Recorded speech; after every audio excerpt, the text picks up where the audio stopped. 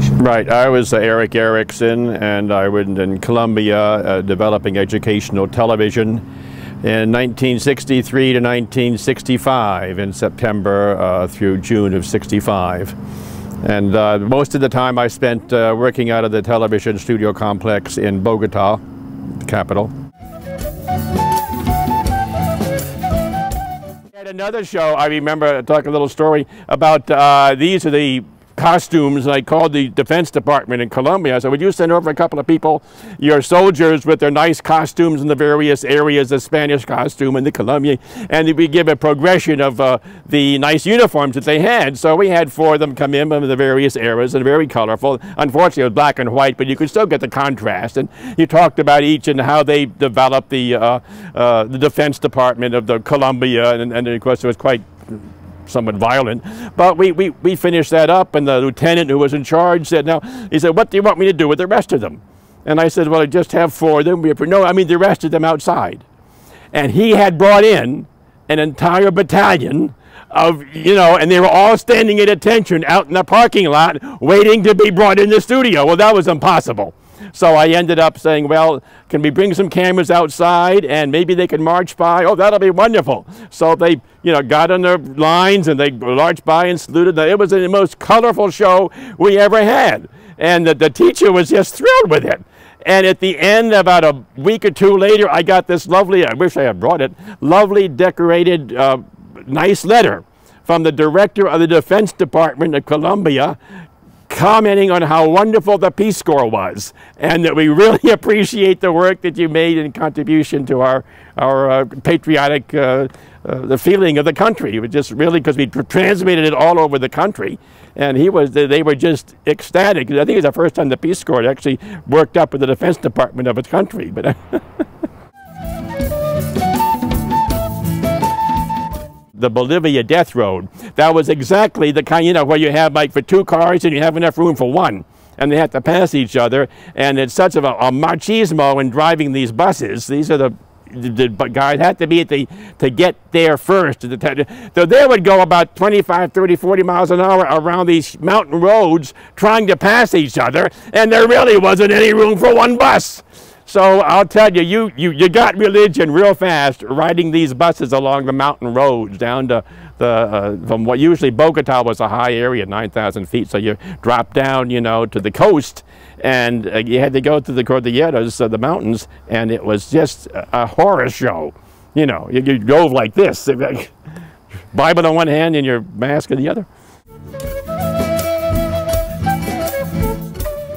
And I did it the same way with the, I had to get to a remote area, so I took a plane, and we would go between 2 mountains, and maybe there'd be 100 feet between the 2 mountains looking at either side. It was like a 6-passenger, kind of a Piper Cub, you know, and we'd get down there, and we pulled in, and then we'd drop off while I was there, and I would get, you know, my pictures of the Peace Corps in a really remote area. And then I get back on the next plane. Would come in maybe 2 a day at the most. So the situation was that I went in and I figured, well, it's going to be another scary trip. I better have something to drink, like a beer or 2. And I'm looking over to my next table, and here are the pilots, and they're knocking down beers. You know, you can't fly this, and you get no nerve unless you get a couple of beers in you, including the crew. I said, oh man, that was the last trip I got on those short flights. So, you know, you have to live with this. You know, this is what you're dealing with. I mean, you don't get any other experience anywhere else. You ask any volunteer. Nowhere else will you get these experiences but Peace Corps work. We would try to get party with our counterparts. You know, the people that we work with. Every volunteer wants to go out and have good time because it's a relationship. And so we had a wonderful party that they'd planned, and I was really the only volunteer, because I had a friend of mine who was a television, one of the producers working with the Colombian, and he invited me to a Christmas party, and I thought, oh, well, that's great, I better go get some, you know, so I got a big box of candy that all the people could enjoy and share. So I got there, and it was a typical Colombian festival, you know, with all the wonderful foods, and then it came time to share the parties, and I shared the gifts at the party, and I brought out the candy, and I passed it around, and everybody loved it, had a wonderful time. And then they presented me with this beautiful wrap bottle of, oh, Colombian wine, how nice. It was a big bottle, you know, like, oh my God, I'm not going to drink all of this. It's close to half a gallon. And I said, gosh, so I opened up the top in there and I handed out the cups because I figured, well, I'm going to share this wine.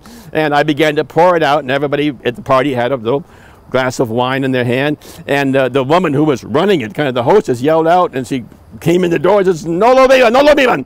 And I figured, God, and she's yelling, don't drink the wine, don't drink the wine. Maybe she wants to make a toast. He says, no, he says, he's in Spanish, he says, unwrap the bottle.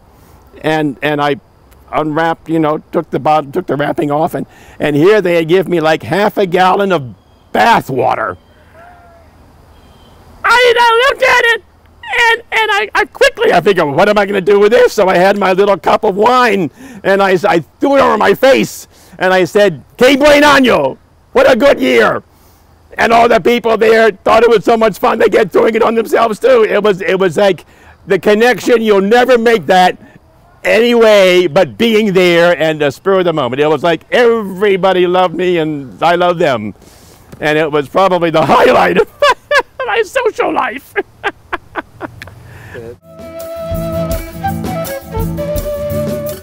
And so over the years, I would give, where I live in Falmouth, maybe an hour, hour and a half of between 3 and 5 or 6. And we just speak Spanish, trying to keep up our Spanish. A lovely woman came in, and she said, I learned, I know Spanish and I want to keep it up. And I said, well, that's good. Where did you learn it? And she said, well, I was in the Peace Corps. And I said, well, there's a lot of countries that speak Spanish. They train them. Which country were you with, where you were in? I said, oh, well, I went to Colombia. And they began to smile. He said, my goodness. He says, well, I gave her the year that I was there, in 63, 65. And he said, oh, yes, well, I was there from 1965 to 1967. And I said, I'm sorry, I missed you. He says, yes, Eric, you did. And I'm sorry because of the fact that after the month after you left, I took your place. This was my replacement, and I met 50 years later. That's why we've been friends ever since, and she comes to my Spanish class, or I go to, it's just incredible that what goes around comes around. Life has come back to me, and she told me what happened the 2 years after I left in terms of the development of all the programs, and she worked with my teacher, my TV teacher. I mean, it was like, God is good. It just gives you this ability to learn what you've missed, and to me, it was the greatest experience of my staying there where I am now. It is people that you meet that had direct relationship, and where would she come but the town where I lived?